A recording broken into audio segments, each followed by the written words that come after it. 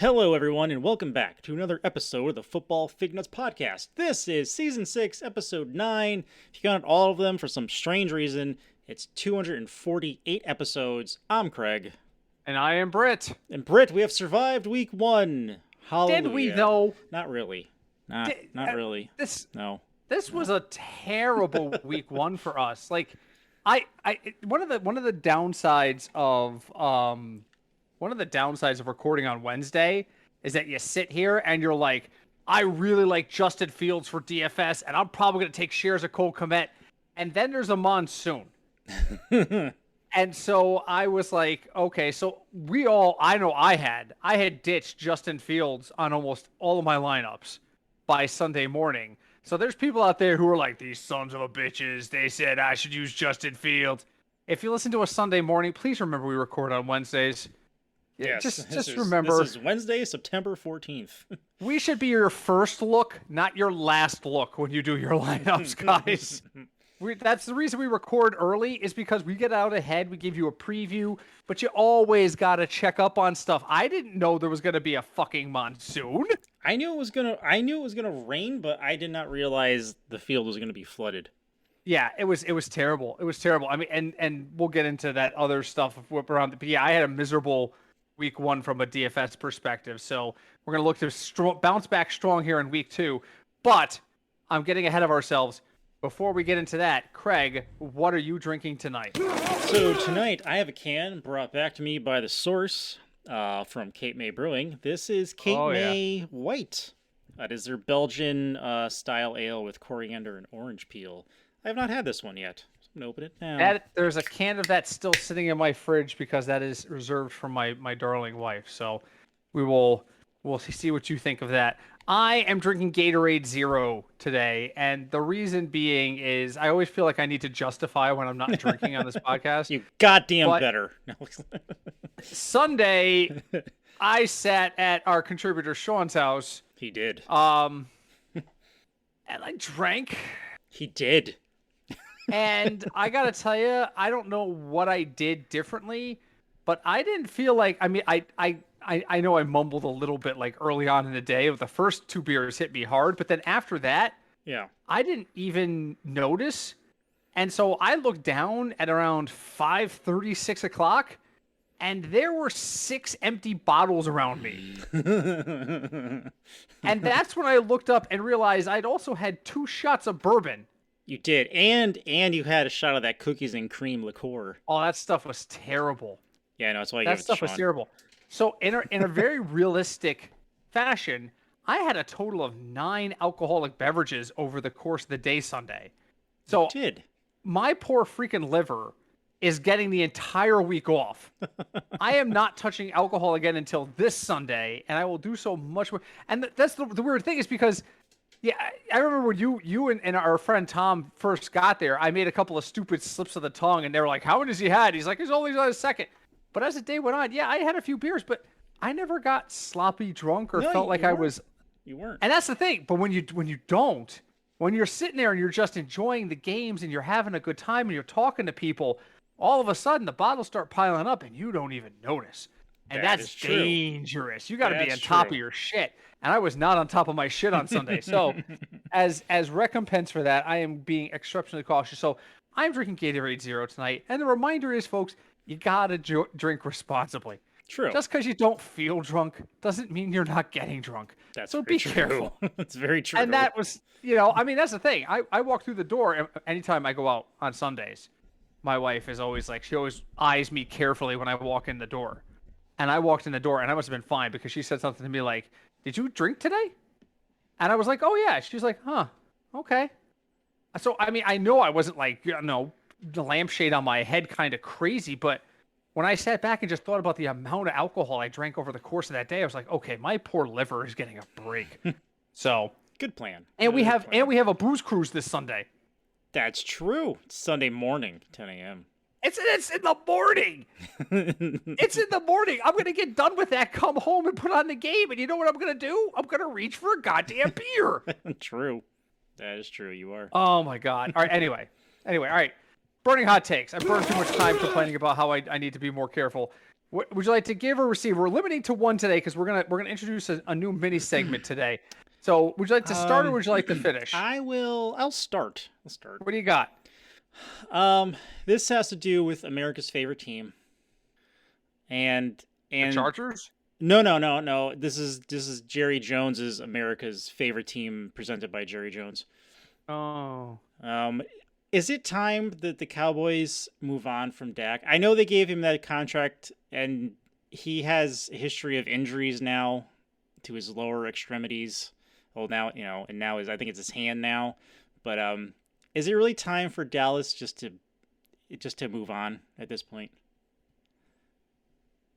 That's a really interesting question. I He is such a good talent, but it just hasn't materialized because of injuries. It hasn't failed to materialize because of him or because of anything he's doing. It's failed to materialize because of injuries.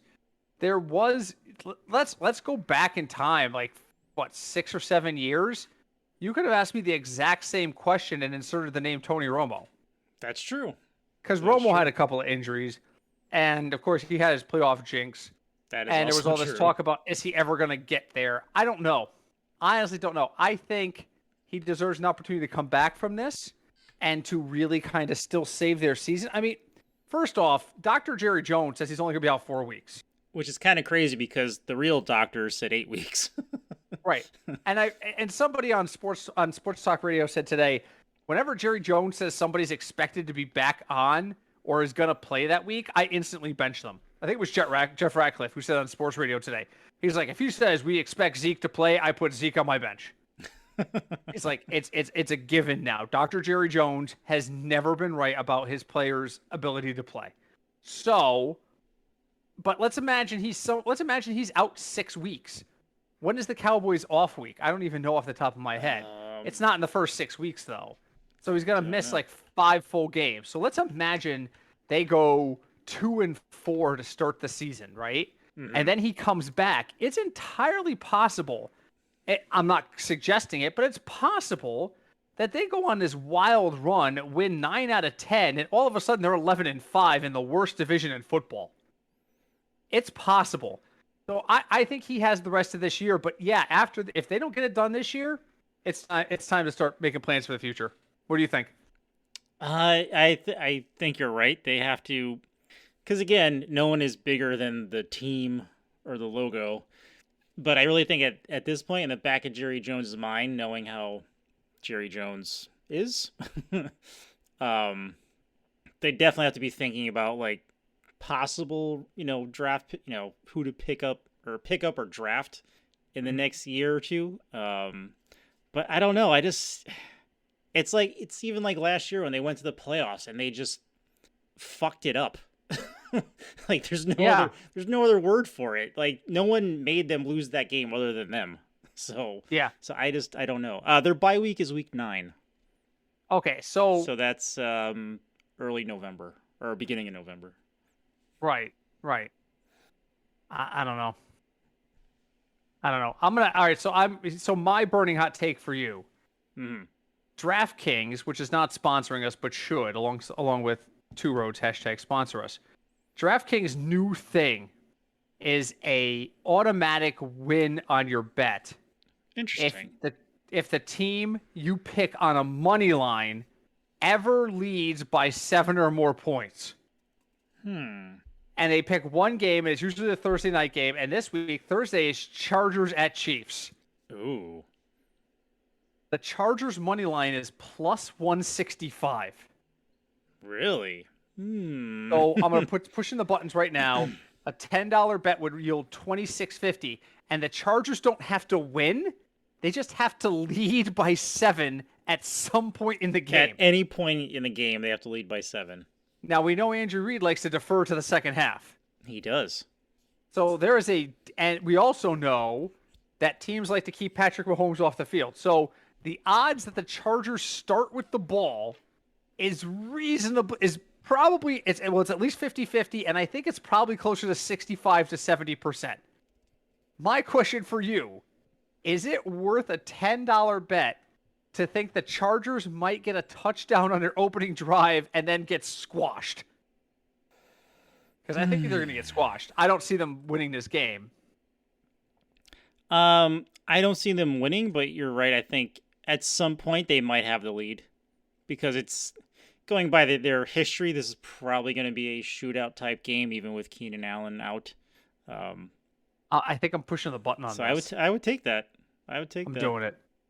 I just put $10 on the Chargers to not necessarily win, but to lead by 7 at some point in the game. I can't believe I just bet against the goddamn Chiefs. I'm worse than Pete Rose. Oh, sad. Okay. All right, moving on. So the reason why we're limiting burning hot takes is because I proposed a new segment to Craig today, and he said, let's give it a shot. And it's based off an idea that the Cinch had. We love when our contributors come up with ideas. We just can't always implement them. This one I thought we could really implement really quickly. And we're going to call this the good, the bad, and the ugly and see how it goes. I want you, Craig, to tell me one good thing you saw this weekend. It can be a team. It could be a player. It could be a DFS or fantasy pick. It could be reality stats for a player. But something good you saw, something bad you saw, and something that was downright ugly, like come on, man, level ugly. And we'll go back and forth. Let's start with the good. Tell me something good you saw this weekend. The good that I saw is, I think one of the stars of the week would be Justin Jefferson. You know, he had 184 yards. I think he have 2 or 3 touchdowns. I honestly didn't even see. He had the first 2 touchdowns of the game. Kirk Cousins is still a quarterback, but it looks like got him the ball. They got him the ball, and it looks like Justin Jefferson in this with the new coaching. This may really work out for him this year. Not that it didn't last year, but there was some tension between the quarterback and the coach. Yeah, I agree. For me, the good was the Chiefs' offense. All year long, all I heard was, well, I don't know how they're going to do without Tyreek Hill. I mean, this is going to really affect. They absolutely dominated the Cardinals. Mahomes threw 5 touchdowns. So yeah, the Chief fan is like, yes, this is absolutely what I wanted to see. So that was my good for the week. What was your bad for the week? Bad for the week. I think bad. I think it would be a team thing, but really, I don't know. And this is kind of 2 teams because I was kind of disappointed by both. But I don't know what to make of what I saw from the Broncos and the Colts. Okay, I was expecting a lot more from both of them. And the Broncos, I don't know if you watched that game, but the end of that game, they had 3 timeouts left with under a minute, and they just wasted time. Like, Jesus. Taking their time at calls, like walking up to the line. And if you watch the cast that the Manning brothers do, like Peyton Manning is having a complete meltdown fit, yelling at the screen for him to call a timeout because they had 3 left. We should do that. I mean, why aren't we doing that like once in a while? Sure. I don't know. We got to think, but yes, I can't disagree with that. I think those were both teams that we thought was underwhelming. The bad for me was the entire absence of a Chicago Bear offensive unit. Sad. I understand that it was raining. I understand the field was crap. It was so bad that on John Hansen's Fantasy Football Morning on Monday, he sets up a phone. They had set up a phone line at SiriusXM, and you can leave a voicemail for John Hansen. And the funniest ones get read the next day. And usually there's stuff about how great a pick was that he made or how terrible a pick was. Sometimes guys from the ACI call in. There's a guy in the ACI this year who goes by the nick, whose screen name is Fantasy Arnold. He called in and did a Schwarzenegger impersonation, Nice. Things like that. But one guy calls in and goes, "Hi, my name is Mr. Komet. I'm trying to find my son Cole. He was supposed to show up for a football game today, and I haven't seen him at all. I thought I'd call you before I called the authorities because you were talking a lot about looking forward to seeing him and thought maybe you had seen him. Can you give me a call back? Thanks," and hangs up. And I thought that's absolute genius because I sat here and I parroted that I thought Cole Kmet was going to do well. Again, I didn't think there was going to be a monsoon, but even still, I didn't take Cole Kmet out of all my lineups. I still left him in a lot of places, and it killed me in all the spots. The only season-long games I lost were leagues where I had Cole Kmet. That's it. Oh, that's not good. That's it. So I did, however, win my ACI alumni game, and I will brag right now about it because you know who I beat? Who'd you beat? I beat Tim Reardon, who is the producer for Fantasy Football Mornings, and has been the producer there for like 7 seasons. Oh, really? I beat the guy Nice. who literally spends all day talking fantasy football on that network, and I beat the producer. And yeah, That is yeah, awesome. I'm very, and it wasn't close. It was like 146 to 85. It was not Oh my close. God, who did he have in his Yeah, lineup? it was a shellacking. It was a shellacking. I can pull it up. Where the hell's my phone? No, I don't know where my phone is. My All phone's right, over on well, the other side of next the room. time. Okay, anyway. So, yeah, all right. So that was the Chicago Bear offense. It's wet. You're going to have to run. Well, guess what? David Montgomery was non-present. Yeah, he was not there. I was very upset. I was yelling at Sean for that. There was literally no signs of offense. Weather you have to be able to mitigate weather somehow. You can't throw in every situation. You can't run in every situation, but you got to have weather mitigation techniques. And the Bears look like, unless it's sunny and 70, they are not going to be able to play football. And that's concerning. What was your ugly this week, Craig? What did you see that was just like, okay? God. Well, honestly, for multiple teams, it was the kicking. This week was the absolute worst kicking I've seen since watching the game last season of the Packers versus the Bengals, where like there were like 4 field goals missed. Okay. Like the Bengals missed a PAT. Well, the PAT was blocked, but like how often does that happen? Not often. A missed field goal by them, a missed field goal by the Steelers. Who else had a missed field goal? Wasn't it was it the Colts and like someone else? Maybe the Texans? Like there were just multiple game-winning field goals that were missed, and it was terrible. Mm-hmm.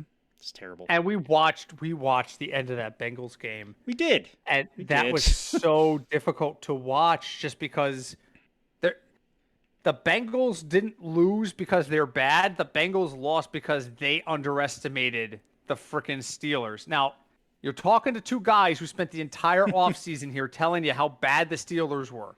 I got breaking news for you. The Steelers are still really bad.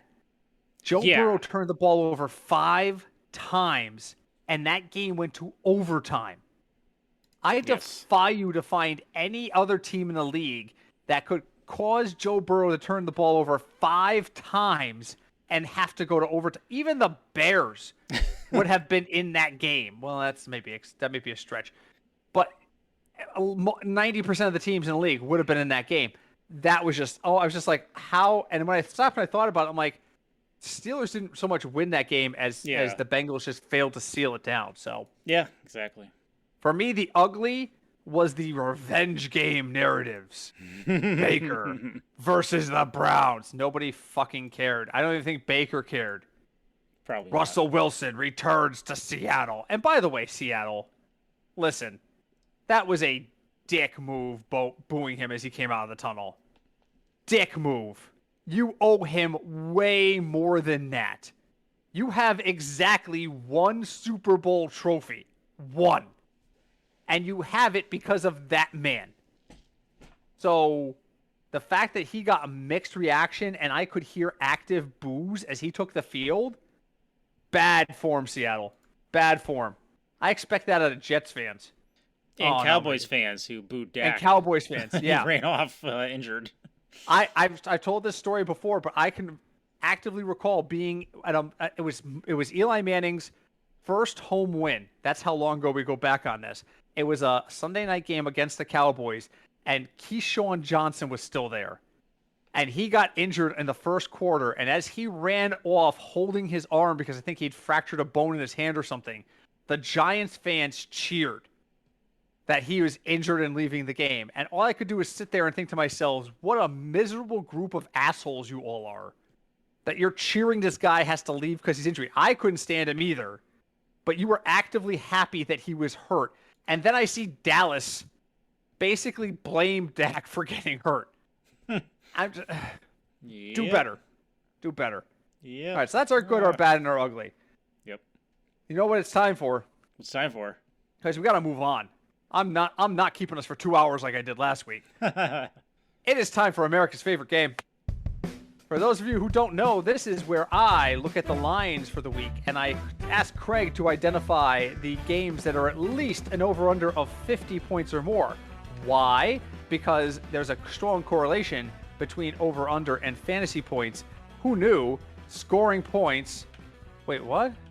What happened? Uh-oh. Wow, DraftKings just gave me an inactivity reminder. Like, you've been online for 25 minutes. Seriously? You guys are that anal?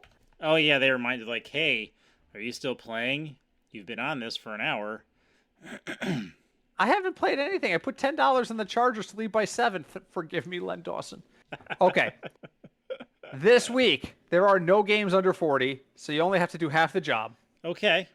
And there's only 3 games that are 50 plus. Okay. Using the DraftKings lines, Craig clean swept the board last week. Did not miss a single one. Let's see if he can keep it up. Craig, week 2, give me one of the 3 games that's 50 plus.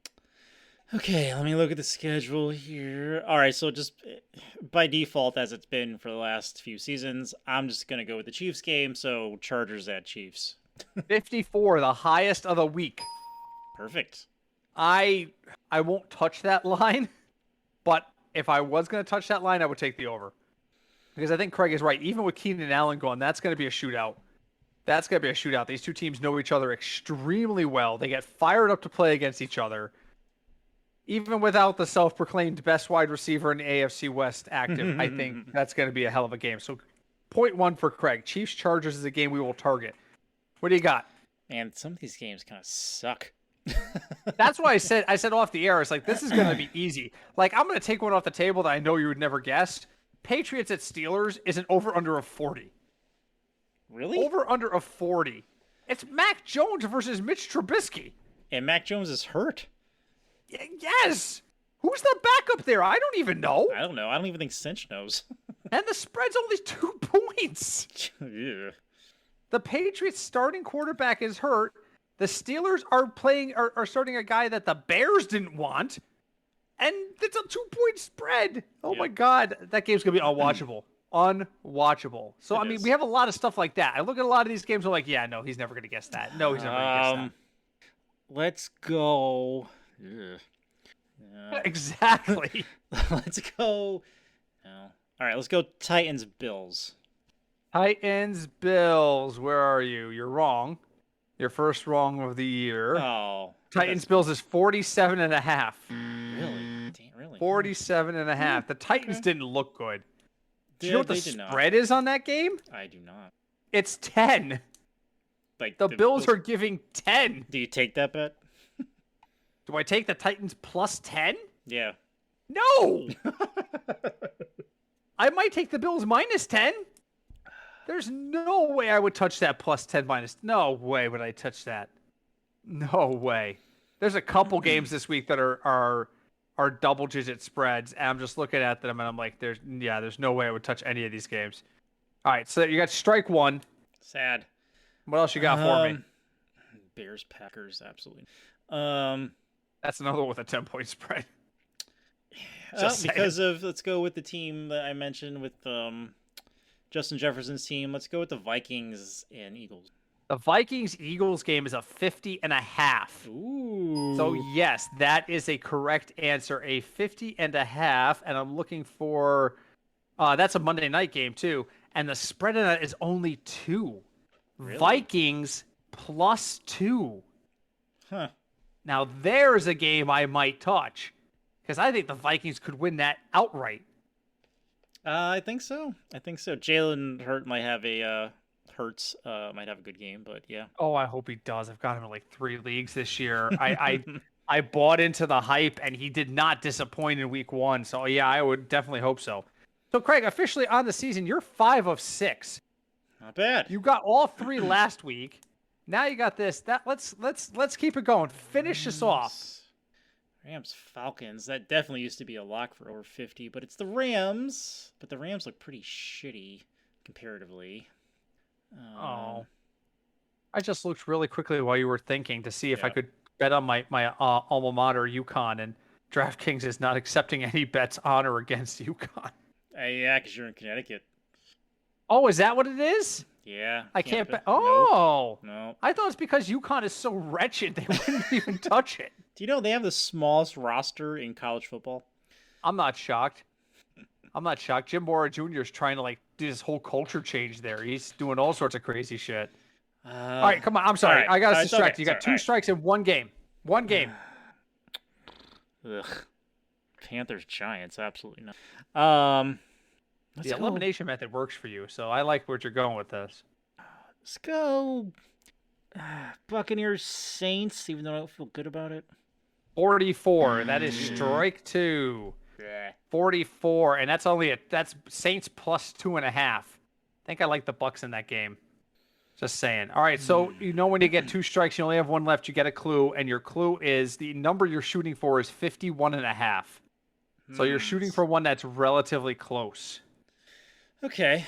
After last week, Bengals Cowboys, I don't think so.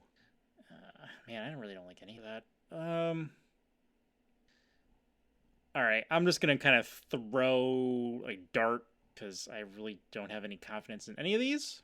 Okay. So, because there's a new receiver, let's go Cardinals Raiders. That's correct. Hey! 51.5 Cardinals Raiders.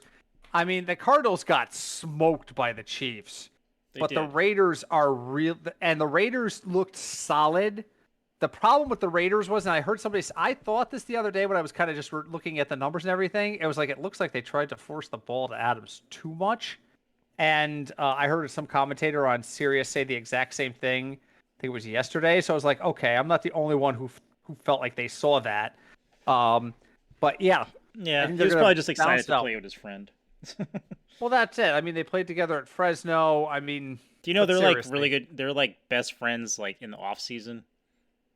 I'm not surprised. Play basketball together, which I didn't know they were allowed to, but yeah, whatever. Well, contracts are weird, man. I don't know what to tell you. But yeah, okay. So there's your answer. So Craig wins a second week in a row. He is 6 out of 8 on picking the good matchups. So Chargers Chiefs are things we're going to hopefully target. Cards Raiders we're going to target, and Vikings Eagles we're going to target. Onward and upward. Let's talk to the metric. So I just didn't even bother being polite today. I sat down and I said to the metric, I'm like, you fucked up royal, homie. Justin Fields. And he said, I didn't know there was going to be a monsoon. Let me see. Who else did we endorse last week that was really terrible? Really terrible? I don't know. Did I push Fields? No, yeah, Fields was a possibility. Mitch Trubisky was all high on the list, and we're like, no, I'm not touching that. Yeah. Travis Etienne. Come on, man. Seriously, come on. Wide receiver, Wan'Dale Robinson, left with an injury. Rondale Moore didn't even play. He was one of the names we tossed out there. Now, again, he wasn't inactive when we said it. Just saying. Tight end. You told me to use Cole Kmet. Bro, come on. So I said, dude, you fucked up. You gotta come legit this week. And he said, don't worry, I got you. I said, all right, talk to me about quarterbacks. He goes, well, there's like 12 of them I think are going to get the value. And I'm like, yes. And he said, but there's one I really, really like. And he's not super expensive, but he's going to be a top 5 quarterback this week. And I said, give me a name. And he said, Derek Carr. And for the first time, and I don't know how long, the metric spit back a name. And I went, I can see it. Like instantly. Like I didn't think about it. That Cardinal game we think is going to be a shootout. Derek Carr is 6,200. Is he cheap? No. Is he going up against a team that he can exploit and has the possibility and wants to? Yes. Yes. You don't want to spend 6,200. Baker Mayfield's $5,300. Wait a minute. Baker sucked. Yeah, but he's playing in New York. Does it matter which team it is? He's going to New York. He's going to play against the Giants this week. He's 5,300. He'll get to value. You want a sure thing? I got Patrick Mahomes. 8K. I've got him for 28 points. All three of those guys should reach 3.5x according to the metric, and Carr could reach 4. So I am going to be rolling heavy with Derek Carr. Now, the fifth name down on the list is Justin Fields, and I ignored it. I stopped reading after the first 3 names. So I'm rolling heavy. Now, again, remember, folks, today is Wednesday, the 14th of September in the year 2022. I don't want hate mail a year and a half from now when you said to me, you were Derek Carr and he retired. No, this is 2022. This is on a Wednesday night. I think I'm rolling with Derek Carr. And I'm sure now it's going to like somehow pour in an indoor stadium now in Arizona. It very well may. Oh, wait, they're in Vegas. They're in Vegas. That's indoor too. It's going to pour in Vegas. It's going to pour inside. Actually. Yeah. In Vegas. Who do you like this week at quarterback, Craig? This week, I do agree with Derek Carr. I think he has a great opportunity to have a really good game against Arizona. Like another pick. Like I don't know how you're gonna feel about this, and I know it's gonna be really weird to say, but because of who I would want to pair him up with at receiver, Carson Wentz is playing Detroit, and he's $5,800, and I really like his receivers this week, so. I have him at 7th in the metric, but I still think he gets over 3. He's 5,800, guys. He needs 18 points to get to value, and I think he could break 20. The only reason he wouldn't do well against Detroit is that Detroit fails to keep up. DeAndre Swift is already banged up. They didn't look that good on offense. Jared Goff looked like Jared Goff. Yep. So, I mean, that would be where Wentz's numbers went down. Wentz's numbers will go down, but do we really think Washington's going to go up like 24-3? And all of a sudden, Wentz is going to be like handoff all the time. I don't think Washington's good enough to get up big. So, the other guy I like too, and I gotta mention Joe Burrow. Joe Burrow is going to Dallas. He's angry. He didn't get to have a cigar after the game. Daddy said you only get cigars. Cigars are for winners, and you didn't win, so you don't get a cigar. I think he's going to be stinging after that last one. I think he's going to come out a little fired up. I think Dallas is wounded, and I think there is nothing funnier than an 0-2 Dallas team. I know Cowboy fans. I'm sorry. Craig said, this is their year. I go back to that meme. Cowboys are going to the Super Bowl this year, but only if they buy tickets. Were you the one who sent us the picture of famous Owens? Yes. Craig sent us a picture today of famous Owens, like Terrell Owens, Owen Wilson, Owen Hart, and Owen 1 Cowboys. And I immediately responded, 2 of these guys are dead. One of them's retired, and the other one's Owen Wilson. Because obviously retired would be Terrell Owens and then Owen Wilson, which means that, Owen Hart, God rest his soul, and the Dallas Cowboys are dead. And that's how I felt about it. And Craig and Sean immediately responded with laugh emojis because I'm like, all right, they get the joke. So I think Joe Burrow's an interesting play too. He's just not at 6,600. I'd rather start Carr. No, that makes sense. And the Dallas is banged up, so I don't even know who their backup is. Their safety is out for the season, I think. And their offense, the curse dude. I'll look it up. I remember I was here. I heard his name earlier today, and I was like, "Oh my god, I forgot that guy was even there." Yep. I forgot he was even there.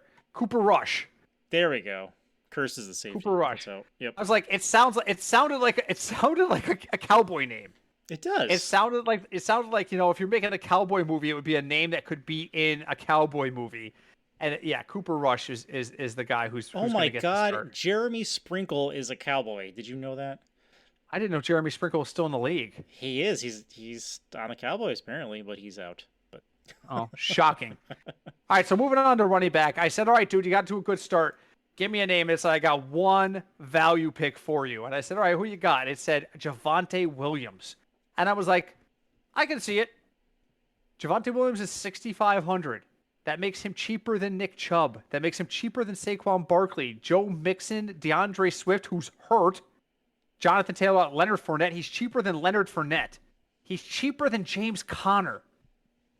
Javonte Williams is 6,500. I know he didn't look great against who did they play? Seattle.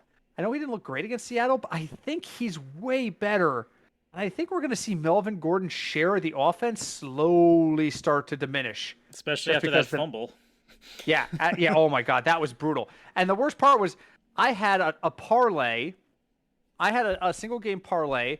I needed a touchdown by Jerry Jeudy, 65 yards by Jerry Jeudy, and then 65 yards by Javonte Williams. Well, then Jerry Jeudy catches like a 58-yard touchdown pass, and then catches a ball in the second half, and I'm like, I'm done. All I need is Javonte Williams, and then I come back and look at it, it's Melvin Gordon, Melvin Gordon, Melvin Gordon, Melvin Gordon, Melvin Gordon. I'm like, why is Melvin Gordon the only one on this drive? And then he fumbles. And I'm like, I'm good. And then we never heard from him again. And then we didn't hear Javonte Williams' name again the rest of the night because they just started throwing the ball everywhere. And I was just like, okay. So I'm big on the Javonte Williams train this year. And the more and more I see him and the more I think about it, the more and more I like him. He's got really good explosiveness off the line. He played against a decent Seattle front. Houston's front is not that good. I'm just going to say it. I don't think they're as good as what we saw in Seattle. So I'm going to be rolling with Javonte because I think he is definitely going to get into the 3x number. What do you think? So for me, two people that stand out for me, and one of these people are playing on Thursday, September 15th, is Clyde Edwards-Helaire. Yes. I think he's definitely looked more involved in the offense than he did, last season. And right now he's still under 6,000. He's 5,900. I think I'm not high on him this week, but I think he can get to 15 points. I don't know that he's 3x, but he has the potential to be really high. Yep. And another player I think is going to have a good week is a man named AJ Dillon, because the Packers are playing the Bears, and B, as you know, Aaron Rodgers is not very happy with his rookie wide receivers, and I don't know if Alan Lazard is going to be back this week. So that means AJ Dillon is going to get a lot of targets. At least I feel think that so. way. You don't think they're going to turn to Aaron Jones? Not for passing. Aaron Jones isn't the passing back. Okay, fair enough. You know who's really overpriced this week? And I know it's an opportunity thing, but it's Austin Eckler at 8K. I can't. I love Austin Eckler against the Chiefs. I personally don't, but I think it's a great matchup for him. But at 8K, I just can't touch it. That's pricey. When Joe Mixon's sitting out there at 7,200, and granted, I've got Mixon at 21 points right now, and that's probably a touch high. He's probably not coming in that high, but I just can't. I can't touch him. If I'm looking at that game and I see Clyde Edwards-Helaire staring at me at 5,900 and I see Austin Eckler at 8K and I know that they're probably within 4 or 5 points of each other by the end of the night, at least that's how I have them projected. Yep. I'm saving $2,000. I love the combo of Javonte Williams and Clyde Edwards-Helaire this week. I think that's genius. And if I use Derek Carr in there, all of a sudden I get a ton of money because here we go on to wide receivers, and the metric says to me, well, you're not going to be happy with me here. And I was like, okay, what do you got? He goes, there's value here, but you're going to have to pay up for it. The top two names on the metric this week are Devontae Adams at 8,600, because, again, Adams was targeted like crazy. He's had time to get settled in. The metric thinks he's going to do well. I'm going to avoid him. But the number two name on the list is 9,900, and I'll probably touch him, and that's Cooper Kupp. If I can save money elsewhere, Cooper Kupp should, in theory, absolutely light Atlanta on fire. Now, there's the other part of me that says you go contrarian. You don't touch Adams, you don't touch Kupp, and you go with the guy that Craig said if you want to go big name, and that's Justin Jefferson at 9,100. I might go that route and then try to save some money on some smaller guys that I think will bounce back this week. I'm looking down my list a little bit because I'm looking for some value names right now. Michael Pittman's only 6,700 against Jacksonville. Yeah, I mean, he's more expensive than last week already, but yeah. Yeah, I mean, I'm looking at Sky Moore. He's probably going to get 9 points, but he's under 4K. I'll probably go really cheap with high upside guys and try to use one of the big three. I think Adam Kaplan called them the Holy Three a week or so ago, that the Adams, Kupp, Jefferson trio. I'll probably go pretty high on one of them, but I don't know which one I'll probably choose. Who do you like this week? Help me out with some info. For me, this week, since I do like Carson Wentz this week, I am looking at Jahan Dotson and Terry McLaurin. Which is he actually on our list? I didn't see where. Dotson's only 4,200. Dotson is only 4,200. Is McLaurin on here? I didn't see him. Oh, he's got to be some. Yeah, because I listed everybody. I'm sure you did. I just didn't see him. But anyway, I don't know how far down he is. You keep talking. I'll school. So I do like Washington's receivers this week. The other person I like this week, again because of the price, is DJ Moore against the Giants. He's 5,700. And one thing I want to say about Robbie Anderson, fantasy wise, I've been following him since he was a Jet. Games like last week happen randomly. Mm-hmm. It's not like the norm. So I think I think the Panthers as a whole are going to kind of go back to DJ Moore on a more consistent basis. Is Robbie Anderson going to have other big games? Yes, but I think overall, week to week, it's probably going to be DJ Moore again, since he is technically the number one receiver. I agree. I found Terry McLaurin. He's the 50th value receiver. Oh. Well, he's 6,600, and I've got him tagged for 13 points. That's why he's barely at 2x. I do like what's the other guy you said? Dotson. I like Dotson better because he's only 4,200, and I think he's going to score a similar amount of points. I really think that this week it's going to be about establishing value at quarterback and running back when you can. I mean, I used Javonte Williams but the next name I didn't even mention was Nick Chubb, but he's 7K. Clyde Edwards, I wouldn't mind using Williams and Hilaire so that I can pay up at wideout, because I just think that the value at wideout is going to be in the bigger names this week. I mean, 4 of the top 5 value picks are guys in the top 10, and that's not normal for us. Right. That's not normal. When we rank on value, normally if we get one stud receiver in the top 4 or 5, it's pretty impressive. But we've got Adams, Kupp, Jefferson, and Marquise Brown all in the top 5 value plays this week, which just says to me we think there's going to be a lot of offense in the air. And don't forget, Brown is in the same game as Adams. That's in the Vegas-Arizona game. So that smells like shootout all of a sudden, even more so than I thought before. So I'm starting to come around on that. Yep, exactly. All right, tight ends. Oh, dear. I said to the metric, listen, and the metric said Travis Kelce next. And I went, no, it's not that simple. And I went, yes, it is. To quote the guru, the tight ends are skank squad this week. There is no one you can trust in the tight end rankings right now other than Travis Kelce.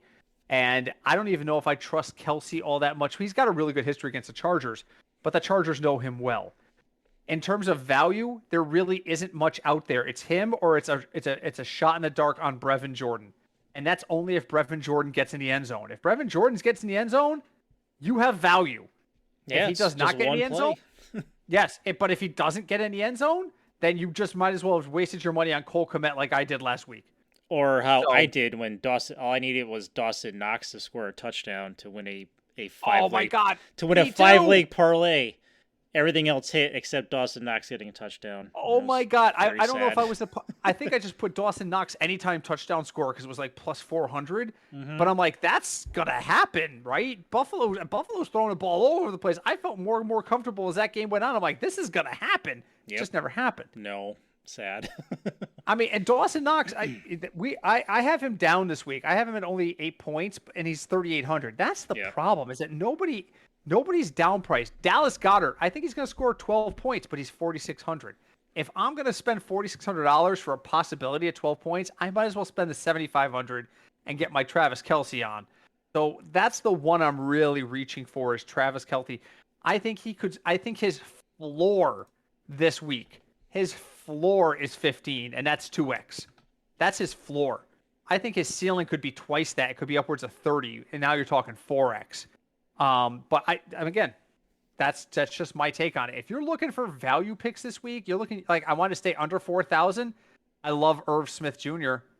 because Philly is gonna try and shut down the wideouts, and Irv Smith Jr. The Vikings have done this before. They did this last year a couple times with Irv Smith Jr. Try to shut down my wideouts. I'll dump off 2 or 3 passes to Irv Smith Jr. and all of a sudden someone's got to stay up because you don't want to get burned for 9 yards a clip on Irv Smith Jr. and then all of a sudden it opens up the passing game. So is Irv Smith Jr. going to score 20 points? No. It's not going to be a primary target, but he's got enough that he could get to 10 points, and at 3,400, that's all I need. So I am probably going to spend up for Kelsey myself. Who do you like at tight end? This week is rough. I think for me this week, I want to probably spend as little as possible on tight end. That's the opposite option. That opposite of what I'm saying. Yeah, I'm gonna spend up at Kelsey because he's the only one I can rely on. Craig's like, screw it. I'm just gonna spend like $2,000 on somebody. Yeah. So honestly, I think after watching the Broncos game and watching Geno Smith and remembering that Will Dissly plays, he's only $2,800. He's playing San Francisco, who, I mean, their defense is okay, but I don't have faith in San Francisco at all. Mm-hmm. He's 2,800. You know, he had 3 receptions for, I think it was like 48 yards and a touchdown last week. So there's that. Like, I'm not going to spend up and spend like, that's like Dallas Goedert is 4,600. I can't do that this week with receivers being as high as they are this week. I can't do that. Yeah. I think that the base cost in tight end and DraftKings system is 2,500. I think you can't go lower than 2,500 this week. But there's some guys out there who I don't think will be big, but could.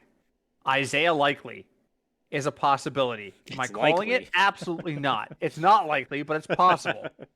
Brevin Jordan, again, is it likely? No, but it's possible. I want to save money? Okay. Jawan Johnson in New Orleans.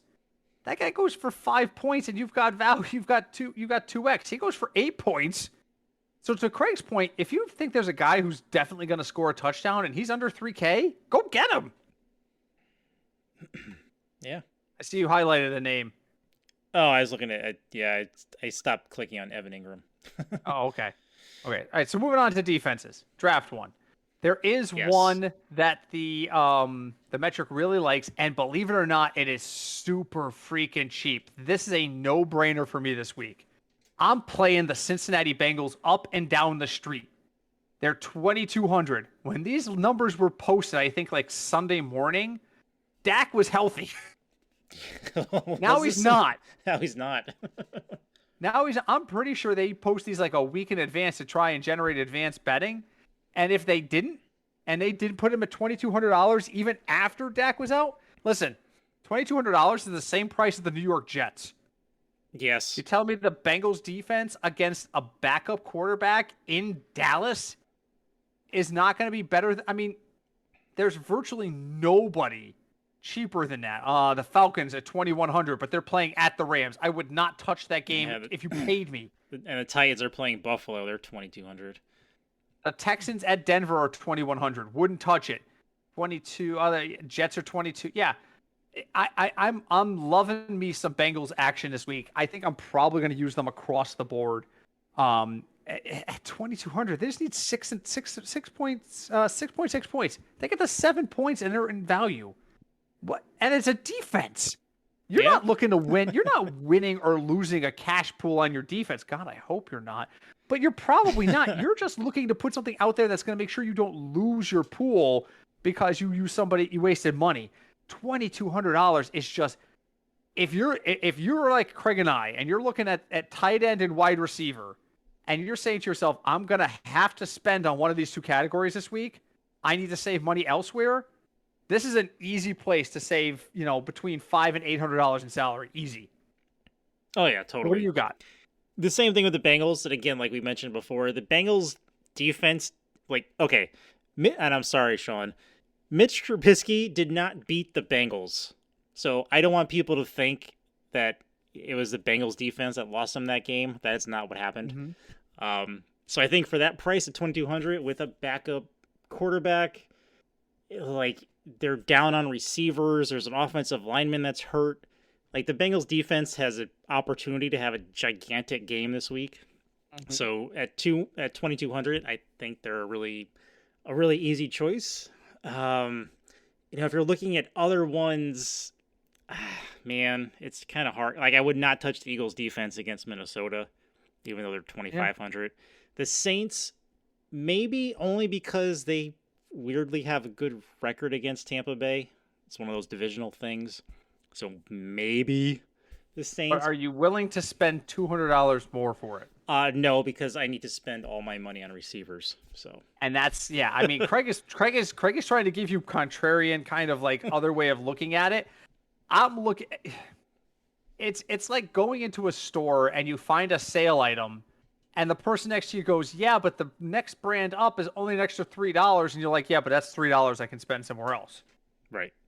I mean, I kind of it becomes quality when quality and quantity overlap. It's a no-brainer.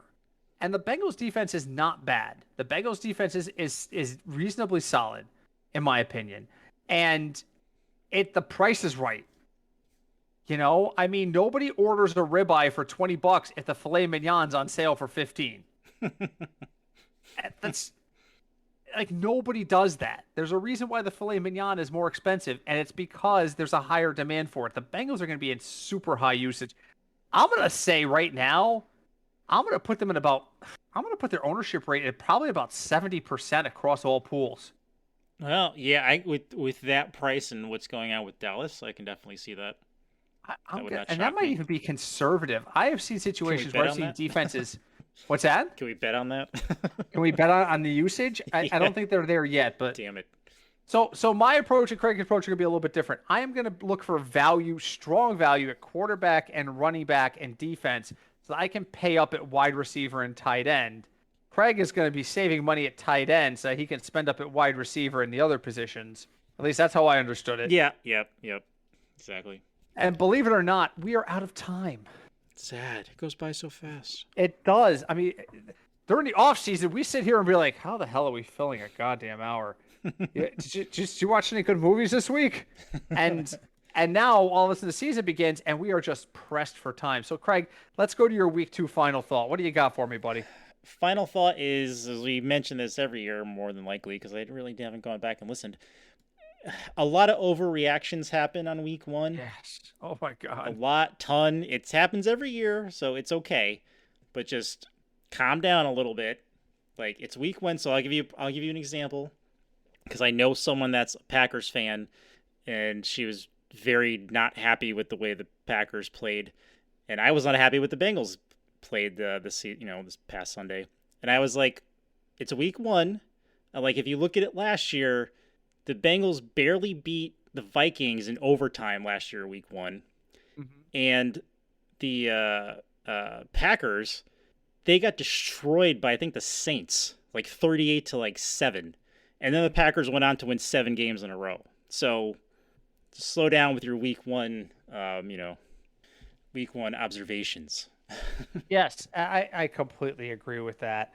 I think I'm going to take that to a fantasy point of view, which is just don't overreact with your rosters. Cole Kmet had a terrible game last week. There is no universe in which you should consider dropping Cole Kmet to pick up Taysom Hill. I'm not saying you shouldn't pick up Taysom Hill. I'm not saying you shouldn't drop Cole Kmet. I'm saying that's a complete overreaction to pick up Taysom Hill for Cole Kmet. I picked up Taysom Hill in one league. My work league. You know why? Because that entire group of guys loves to overreact, and there's no waiver wire. It's a first come, first serve. So when I watched Red Zone and watched Taysom Hill catch that touchdown, I immediately grabbed my phone and picked him up and put him in an empty roster spot because I knew an offer was going to come in for him. And guess what was waiting for me today when I opened the app? What happened? A terrible offer for Taysom Hill. And I turned it down. I can't even remember who it was. It was something brutally bad. I'm like, even I wouldn't accept this. But I knew the overreact was going to be there. So I'm with Craig on this. Don't overreact to your team's real life performance. Don't overreact to your team's fantasy performance. This is a marathon, folks. The time to panic is not at 0-1. The time to panic is not when Cole Kmet doesn't show up in week 1. There's a streamer I love, and she says all the time when she has doubts, trust the process. Trust the process. And that's what you have to do. Trust your process. I'm just going to add on one little quick thing to the overreaction thing, because that was kind of where I was going with my final thought too. I'm hearing a lot of lineup questions on Sundays that are like so overthinking it made me want to vomit. Wow. Like, I'm trying to think of an example. Like, Damn. one guy who called in. Oh, what was it? There was a start sit question. Oh my God. Why am I drawing a blank now? I don't know. It was one of the running backs was going to be, this is what it was. Somebody called in and said, should he bench Nick Chubb for David Montgomery? Because it was raining in Chicago and they were going to have to lean on the running game. And the guy answering the call just very calmly said, what round did you draft Nick Chubb in? And he said, like, second or third. Okay. And he said, what round did you draft David Montgomery in? And the guy was like 10th or 11th. And he was like, why would you not start your stud? Well, it's raining. And he goes, and don't overthink your studs. Devontae Adams didn't have a great first week. You do not consider benching Devontae Adams this week. You don't do it. You drafted him where you drafted him for a reason. Don't screw that up. You're okay. You're okay. You know what else would be okay? If you left us a review. Whatever podcast directory you found us on, go to it and leave us a review. It really, really helps us a great deal. And hey, if you've left us a review in the past, you can always update it. Our friend Dr. Skinny did that because he likes some advice. I got to reach out to him. I'm going to wait till like week 3. Dr. Skinny, I know you're listening. Around week 3 or week 4, I want to know how that team is doing. I want updates throughout the season. But in the meantime, you can leave us a review. It would be a great help to us. If you have questions, you have comments, you have feedback, you want to tell us how much you love us, you want to tell us how much we suck, you can reach out to us. We're at FignutsDFS on Twitter. We are FignutsDFS@gmail.com if you do email. And we're also on Facebook. We are the Football Fignuts Podcast on Facebook. What am I forgetting? I'm forgetting Hi Deb. Hi Deb. Yeah. This is, by the way, Craig, this is your casual reminder that I am going to miss a week. Yes. Vacation. What is this? This is week 2 coming up? Yeah. 2, 3, 4. I'm going to miss weeks 5 and 6. Sad. I'm going to miss, I'll be here to record for week 5, but I won't be here for the games. And you'll need somebody to record week 6 with you. Okay. Because I'm going on vacation. A knock on wood. The last time I said that, we had don't COVID say in the family. Yeah, I should just call you from the plane. Use one of those expensive phones. It's like $14 a minute. So, but thank you, Craig, as always. Fantastic job. No, thank you. It's always fun. And I look forward to speaking with you all next week. Until then, my name is Britt. I'm Craig. And we are the Football Fignuts Podcast.